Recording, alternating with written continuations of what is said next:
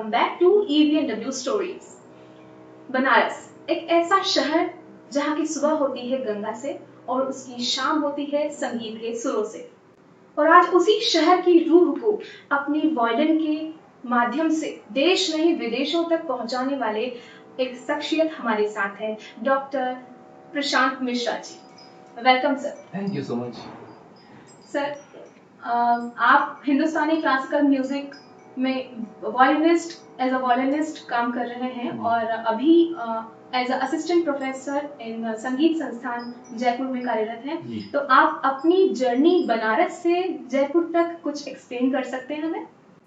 मैं बहुत ही शॉर्ट में आपको बताऊं तो सबसे पहले तो I was born in a musical family and I am the 8th generation. तो एक ऐसे फैमिली में बिलोंग करना ये तो मेरे लिए बहुत ही सौभाग्य की बात है। तो बचपन से ही एक म्यूज़िक की जर्नी शुरू हो गई थी जन्म के साथ, और घर में सीखते सीखते अपने फादर से, ग्रैंडफादर से, फिर मैं अपनी गुरु माँ पद्म विभूषण डॉक्टर एन राजम जी से, तो सीखना तो ऐसा प्रोसेस है तो चलता जाता आगे जी। तो वॉयलिन सीखना भी चल रहा था और साथ ही साथ एजुकेशन भी होता रहा। तो after completing my PhD I was appointed here in Rajasthan Sangeet Sansthan Jaipur as an assistant professor. तो बनारस से तो खैर बहुत ही जगह जाना होता था, चाहे परफॉर्मेंस के लिए या कोई इवेंट के लिए, लेकिन यहाँ पे जब मुझे RPSC के थ्रू मुझे यहाँ पे अपॉइंटमेंट का मौका मिला तो बनारस से जयपुर मुझे शिफ्ट करना हुआ। और अभी लगभग 1 साल हो रहे हैं मैं अब जयपुर में ही सेटल्ड हूँ, और परफॉर्मेंस भी होते रहते हैं और यहाँ पे मैं काम भी कर रहा हूँ संगीत संस्थान में, जैसा कि आपने कहा।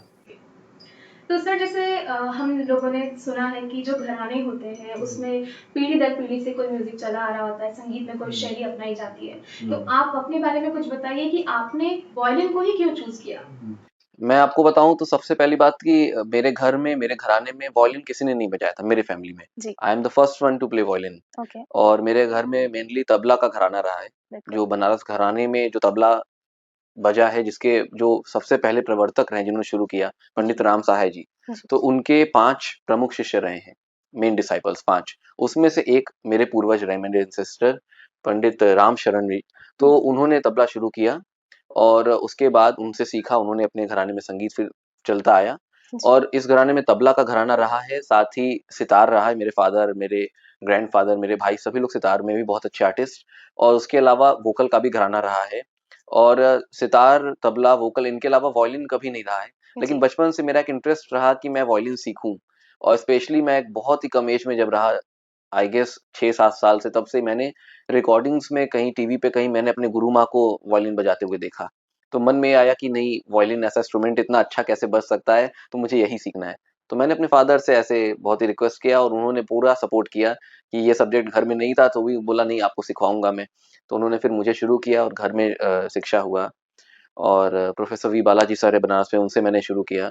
उसके बाद जब मैं प्रॉपर गुरु शिष्य परंपरा में फिर गुरु माँ के पास आया, तब से ऑलमोस्ट 15 to 16 ईयर्स हो रहे मैं उनके पास ही सीखता आ रहा हूँ, अभी भी सीखता हूँ।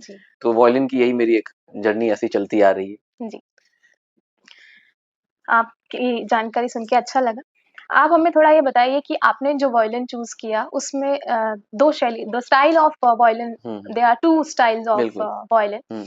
तो आपका खुद पर्सनली कोई एक अच्छा अनुभव रहा है कि उसी फील्ड को चूज करना, उसी शैली को चूज करना? एक्चुअली देखिए, जो 2 शैली की बात आपने की उसको मैं डिटेल में थोड़ा बताऊं कि एक तो गतकारी, जो तंत्रकारी अंग होता है, जो सितार, सरोद पर बजता है, तो वो एक शैली तो रहा है वॉयलिन पर पहले से।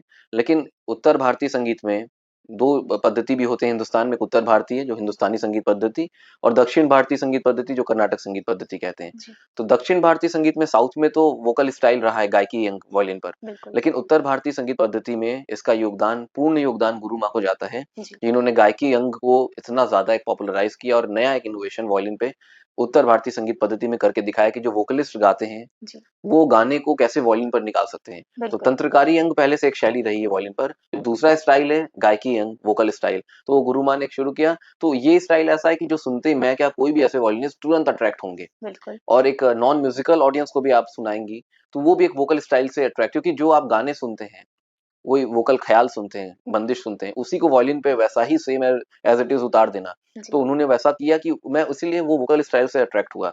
And I am so blessed कि उनके पास सीखने का मौका मिला, जिनको गॉडेस ऑफ वॉयलिन कहते हैं, और ये स्टाइल को उन्होंने ही इतना एक ऊंचाई दिया।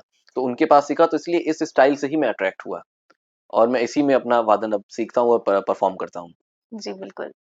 आज का यूथ जो देखते हैं तो ज़्यादातर अट्रैक्शन जो होता है वो अभी मॉडर्न म्यूजिक को ज़्यादा प्रेफ़रेंस देते हैं। तो क्या क्लासिकल म्यूजिक को यूथ तक पहुँचाने के लिए वॉलिन काम आ सकते हैं? बिल्कुल आ सकता है, और आप देखिए, मैं सच बताऊँ तो मॉडर्न म्यूज़िक को तो यूथ प्रेफ़रेंस देते हैं, लेकिन क्लासिकल म्यूज़िक भी बहुत यूथ सीख रहे हैं, और इंडिया में नहीं, फ़ॉरेन के भी सीख रहे हैं। बहुत सारे मेरे भी स्टूडेंट्स हैं जो बाहर के, मैं ऑनलाइन उनके क्लासेस लेता हूँ, वीडियो के उससे, ऑनलाइन उससे माध्यम से। तो वो फॉरेनर्स भी बहुत सारे इंडियन म्यूज़िक आके, क्लासिकल म्यूज़िक यहाँ सीखते हैं आके। जी। मैंने तो बचपन से देखा है, मेरे घर में मेरे फादर के, मेरे ग्रैंडफ़ादर के बहुत सारे स्टूडेंट्स जो फॉरेनर्स रहे हैं, वो अट्रैक्ट होते हैं क्लासिकल म्यूज़िक से। जो डेफ़िनेटली। अपने कंट्री का वेस्टर्न म्यूज़िक, वो पॉप, रॉक छोड़कर यहाँ आते हैं, इंडिया में आके रहकर प्रॉपर, और अपने गुरु से क्लासिकल म्यूज़िक सीखते हैं। जी। तो अभी के टाइम पे ये है कि ऑब्वियसली जो नॉन म्यूजिकल लोग हैं, जो क्लासिकल म्यूजिक उतना नहीं समझते या करते हैं, वो फ़िल्मी गानों से उनसे अट्रैक्ट होते हैं। जी। लेकिन मैं सच बताऊँ तो जितना हो सके कॉन्सर्ट्स और ऑर्गेनाइज़ होते रहेंगे, क्लासिकल म्यूजिक के बिल्कुल। वर्कशॉप्स होते रहेंगे, तो उससे, और कॉलेजेस में ज़्यादा यूथ तो वहाँ पढ़ते हैं, तो बिल्कुल। कॉलेजेस में जितना इनका आयोजन होगा, ऑर्गेनाइज़ होंगे प्रोग्राम्स, वर्कशॉप्स, उससे ये लोग और अट्रैक्ट होंगे। तो ये चीज़ तो होती आ रही है, और ये आगे भी होनी चाहिए। आई होप ये आगे भी और अच्छा होता रहेगा। जी, बिल्कुल। हम कोशिश करेंगे कि वो आगे तक चलता चला बिल्कुल, जाए। बिल्कुल। हम सभी ये सोशल मीडिया के माध्यम से भी प्रयास करेंगे कि और इसको स्प्रेड करें। आपकी जर्नी बचपन से आपने वायलिन के थ्रू स्टार्ट किया और अभी उसमें एजुकेशन तक आपने उसको स्टैंड लिया। हुँ। तो आप उसको किस तरह से डिफाइन करते हैं कि आज का यूथ जो है अपने प्रोफेशन और पैशन को साथ में कंबाइन करके किस तरह से आगे बढ़ सकते हैं? नहीं, मैं तो सच बताऊँ कि प्रोफ़ेशन, पैशन मेरा दोनों अलग नहीं, एक ही है। जी। जो पैशन है वही प्रोफ़ेशन है। बिल्कुल। तो जो चीज़ में इंटरेस्ट रहा उसी का पढ़ाई किया। हुँ। आफ्टर कंप्लीटिंग माय स्कूलिंग, मतलब 12th तक तो स्कूल पढ़ाई करने के बाद मैंने ग्रेजुएशन, मास्टर्स सब वायलिन में ही किया, जी।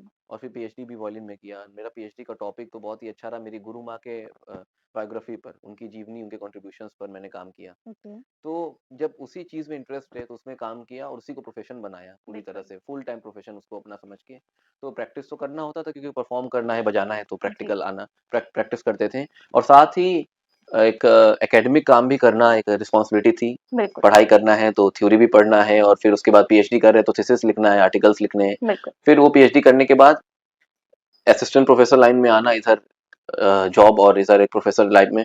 तो ये क्या था कि जो पैशन है उसी का पूरा स्टडी करने का फ़ायदा मिला, जी। कि उसको प्रैक्टिकल वे में भी परफ़ॉर्म करते हैं, बजा रहे हैं, और साथ ही साथ उसी की पढ़ाई करके प्रोफ़ेशन बनाया, और आज एक अपॉइंटेड हो गए उसी के फील्ड में। तो इसीलिए पैशन और प्रोफ़ेशन दोनों को एक ही डायरेक्शन में रखने का बहुत ही फ़ायदा मिला। बिल्कुल। सर, आपने म्यूजिक को एजुकेशन तक लेकर आए और टेडेक्स स्पीकर के तौर पर भी आपने काम किया, वहाँ पर आपने स्पीच दिया, लोगों को इन्फ्लुएंस किया, मोटिवेट किया। तो उसके बारे में कुछ बताइए? TEDx was a very wonderful experience for me, और ये बनारस में सनबीम स्कूल लहरसारा में ही हुआ, जहाँ पे मेरी स्कूलिंग हुई। तो जब मुझे इनविटेशन आया वहाँ से, तो मैं सोच रहा था मुझे क्या टॉपिक पे बात करनी चाहिए। तो लोग बहुत बार बोलते हैं कि एजुकेशन, म्यूजिक दोनों के बारे में बात करते हैं। तो एक टॉपिक में मुझे ऐसा ध्यान आया कि importance of education in music. बिल्कुल। ये बहुत ही थोड़ा-सा अच्छा टॉपिक लगा, क्योंकि म्यूज़िक तो है ही, और ऐसा मैंने बचपन से बहुत सारे लोगों के, आर्टिस्ट लोग के बारे में सुना कि पहले के टाइम में जो फुल टाइम आर्टिस्ट होते हैं, म्यूजिशियंस, वो बहुत बार स्कूल नहीं जाते थे, या पूरा टाइम अपना म्यूजिक में देते थे, जिन्होंने 15-16 घंटे का एक दिन में रियाज़ किया है, और जी। बहुत ही सुप्रीम लेवल के आर्टिस्ट ऐसे निकले हैं। जी। तो फिर लेकिन अब हम एजुकेशन भी पढ़ रहे हैं साथ में, तो वो एजुकेशन के बेनिफिट्स क्या है कि जो हमको म्यूजिक में काम आ रहे हैं। तो उसके ये फ़ायदे हैं कि एक तो सबसे पहले जो मैंने प्रोफ़ेशन की बात की, डिग्री है, एजुकेशन है, तो एक अच्छे प्रोफेसर लाइन में भी आ सकते हैं, जैसा बिल्कुल। मुझे मिल गया। तो उसके साथ-साथ एजुकेशन बहुत सारी चीज़ ऐसी सिखाती हैं, अपना डे टू डे लाइफ में, एक बेसिक बिहेवियर से लेके एटिकेट्स, क्या-क्या हम लोग को कैसे बैठना है, उठना है, और बात करनी है, सब कुछ। तो एजुकेशन का बहुत इंपॉर्टेंट रोल होता है म्यूजिक में भी। और मैं खाली म्यूजिक नहीं कहूँगा, आप कोई भी प्रोफेशन देखिए, स्पोर्ट्स हो, उसमें भी डिसिप्लिन होना चाहिए, और बिल्कुल। कोई भी अदर आर्ट फॉर्म हो या कुछ भी। तो एजुकेशन का क्या इंपॉर्टेंस है, इस पे मैंने बात किया टेडेक्स में। और चूंकि टेडेक्स को मोस्टली यूथ की बात आपने की, तो यूथ सुनते हैं, यंग, बिल्कुल। और स्कूल के भी जो बच्चे पढ़ते हैं वो भी उसको देखते हैं हमेशा, टेडेक्स का वीडियो। जी। तो उसमें मैंने एजुकेशन का इंपॉर्टेंस बताया कि एजुकेशन कितना इंपॉर्टेंट है म्यूजिक में। तो उसका रिजल्ट भी मुझे मिलता आ रहा है कि अच्छा एजुकेशन होने के लिए, तो इसलिए वो म्यूजिक में एजुकेशन बहुत इंपॉर्टेंट है। बिल्कुल। सर, आपकी लाइफ जर्नी में पीएचडी और अपना खुद का एक्सपीरियंस आप हमें शेयर कर सकते हैं?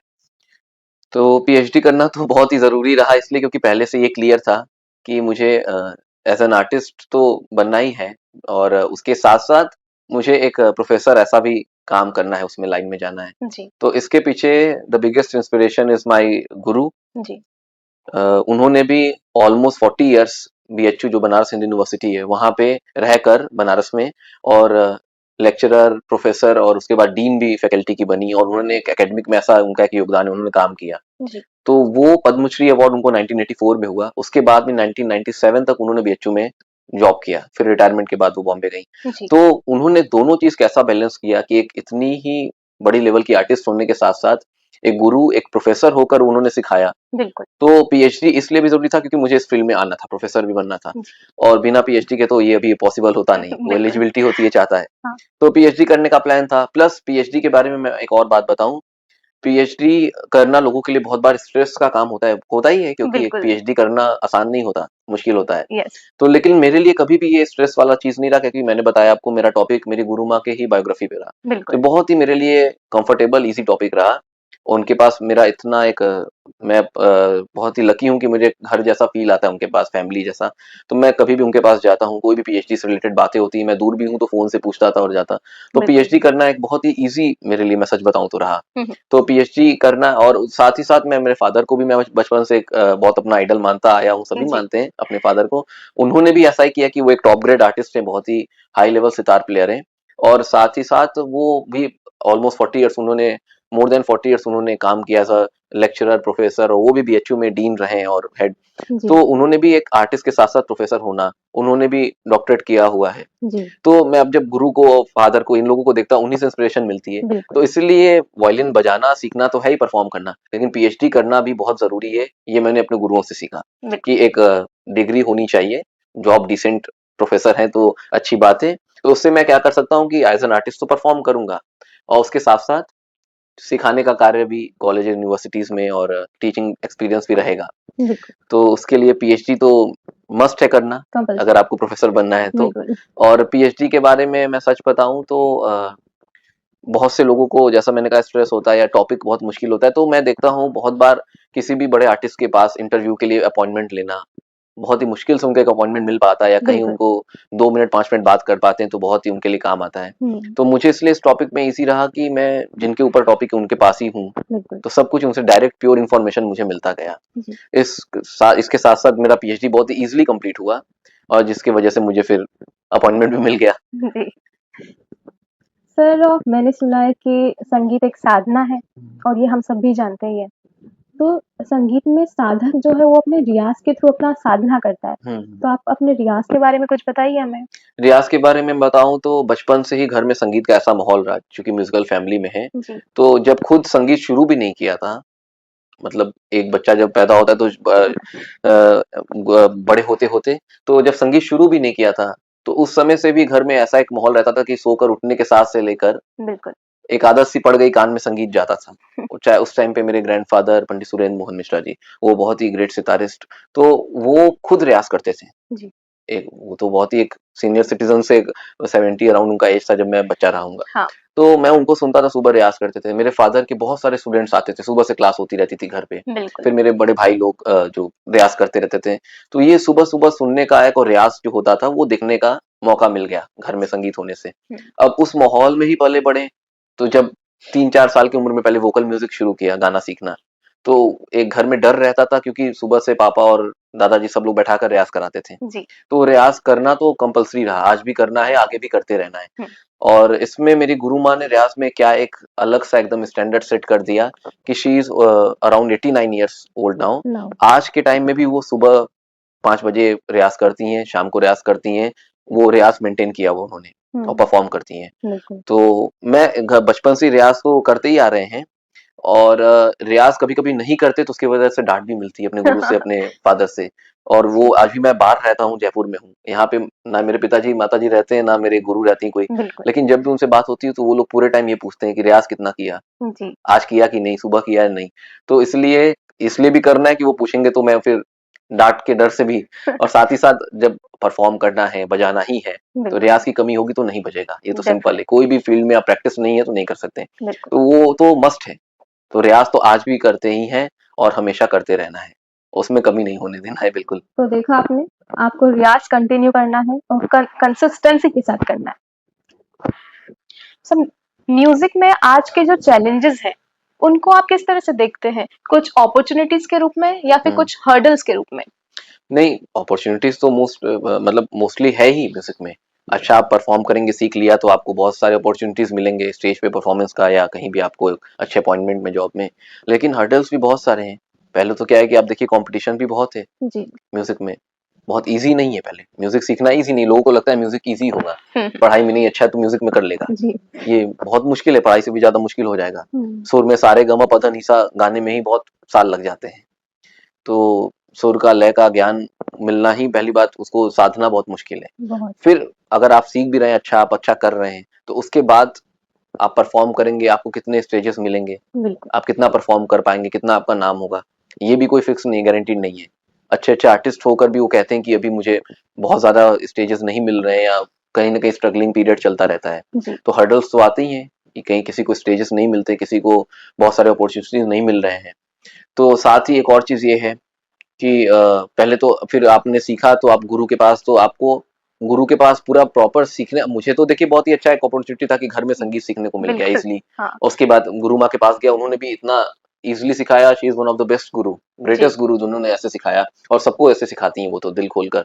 लेकिन बहुत लोग को गुरु सही नहीं मिल पाते, मतलब गुरु के पास वो नहीं पहुंच पाते सीखने, तो उनके कुछ लिमिटेशंस होते होंगे, शायद वहां तक नहीं पहुंच पा रहे हैं, या तो फाइनेंशियल कंडीशन से, या तो कोई भी कारण हो सकते हैं। और इवन ढूंढना ही मुश्किल होता है। मुश्किल है गुरु ढूंढना, उनके पास पहुंचना, फिर उनका समय मिलना, ये वो भी बिजी होते हैं, उनके परफॉर्म करते हैं। और तो हर्डल्स तो बहुत सारे आते हैं, सीखने में भी आते हैं। फिर जैसा मैंने बताया, सीखते भी अच्छा है और अच्छा परफॉर्म कर रहे हैं, तो भी कितने उनको अपॉर्चुनिटीज मिल रहे हैं, स्टेज कितने मिल रहे हैं, वहां भी हर्डल्स आते हैं।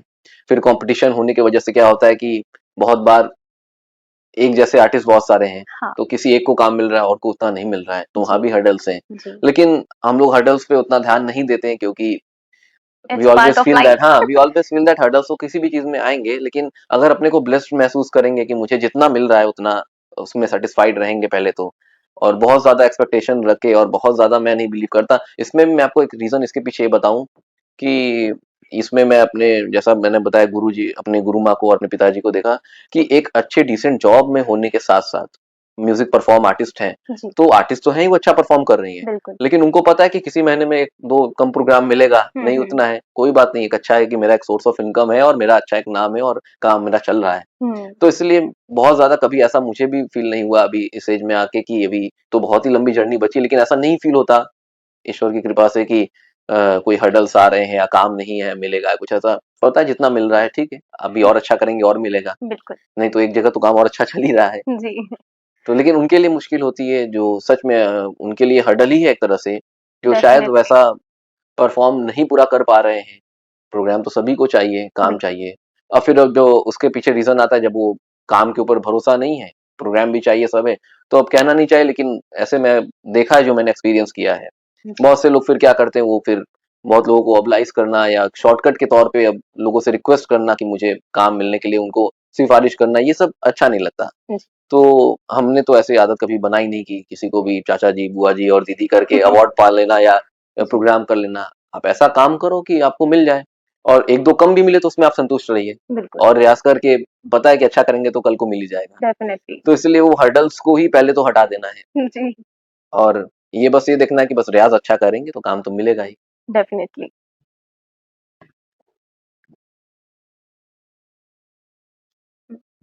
सर, आज तक का सबसे अच्छा स्टेज का एक्सपीरियंस क्या रहा है? सबसे अच्छा तो मैं सच बताऊं तो एक ही एक्सपीरियंस सबसे अच्छा मैं कहूंगा। सबसे पहला जो मैं अपने गुरु माँ के साथ अगर बजाया, तो उन्होंने मुझे मौका दिया, मैं उनके साथ अयोध्या में जैसे एक प्रोग्राम था, मैं वहाँ, उन्होंने मुझे कहा साथ में बजाने को, तो उनके साथ स्टेज शेयर करना, this is one of the biggest experience. ऐसा मैं, उससे अच्छा क्या हो सकता है। और उन्होंने वैसे ही अप्रिशिएट करके, इनकरेज करके बजवाया। मैं तो नर्वस रहा हूँ, पहली बार उनके साथ बैठ रहा हूँ बजाने, कि वो कौन है, लिविंग लेजेंड है, उनके बगल में बैठ कर बजाना, सीखना तो है ही एक अलग बात। पहले तो सीखने में उनके सामने कोई वॉल्यूम लेकर बैठेगा, नर्वस होगा कि मैं उनके सामने बजाऊंगा, गड़बड़ होगा, लेकिन उनके बगल में स्टेज पे बैठ के और इतनी ऑडियंस सबके सामने बजाना, तो वो एक बहुत स्पेशल एक्सपीरियंस मेरे लिए रहा है। और लेकिन वो बहुत इनकरेज करके बजवाती हैं साथ में, तो उस टाइम पे वो बिल्कुल भी ऐसा नहीं फील होने देते कि नर्वस फील करो, वो तो जब बजवाती हैं तो पूरा एकदम अप्रिशिएट करती है, स्टेज पे इनकरेज करती हैं। और गुरु माँ के साथ बजाने के साथ साथ मैंने बचपन से अपने फादर के साथ भी कई बार एकम्प्लीमेंट किया, और उन्होंने मुझे बहुत बार अभी भी बजवाते हैं साथ में, कभी बोलते हैं साथ में मेरे साथ वहाँ प्रोग्राम में बजाओ, तो उनके साथ भी मैं बजाता हूँ, तो मेरे लिए बहुत स्पेशल फीलिंग है। जी। और उसके अलावा एक बहुत ही और खास बात बताऊं, मैं और मेरे 2 बड़े भाई हैं, जी। डॉक्टर अंकुर मिश्रा जी सितार में और पंडित अभिषेक मिश्रा जी जो एक टॉप ग्रेड आर्टिस्ट है, तबला प्लेयर हैं, वर्ल्ड रिनाउंड।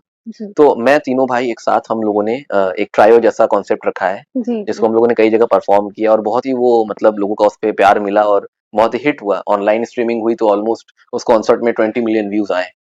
और फिर उस वीडियोस से देख के बहुत लोगों ने हम लोग के प्रोग्राम्स इंडिया में कई जगह रखे। तो इसलिए क्या है कि वो एक्सपीरियंस भी मेरे लिए बहुत ही खास है, क्योंकि तीनों भाई हम सगे भाई हैं और एक दूसरे को इतनी अच्छे से समझते हैं, ऑफ स्टेज ही समझते हैं बचपन से साथ में। तो और उसके बाद ऑन स्टेज भी एक दूसरे को समझते हैं, एक दूसरे को कहाँ पे क्या कॉम्प्लीमेंट करना है क्या है, तो एक वो चीज रहा है।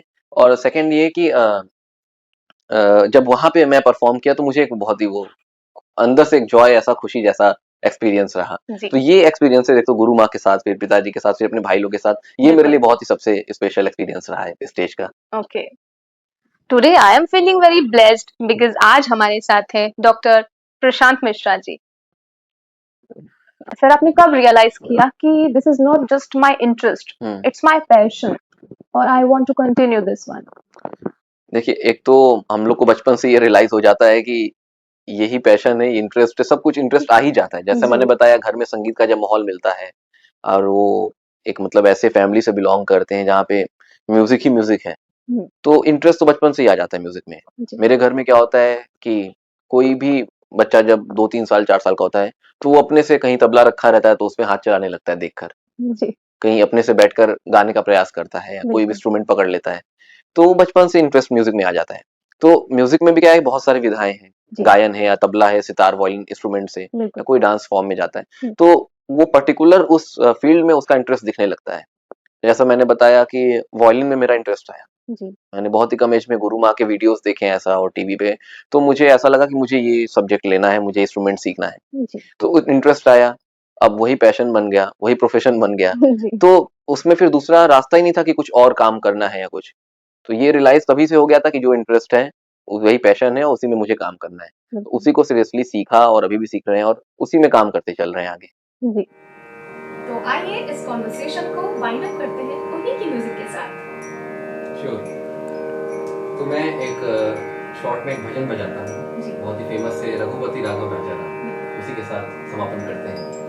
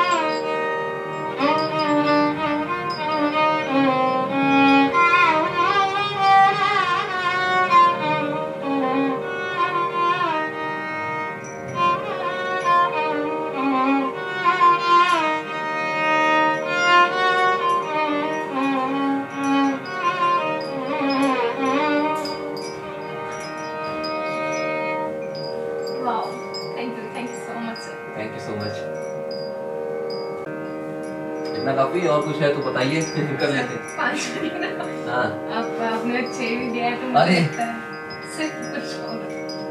चलिए मैं तो बना देता हूँ।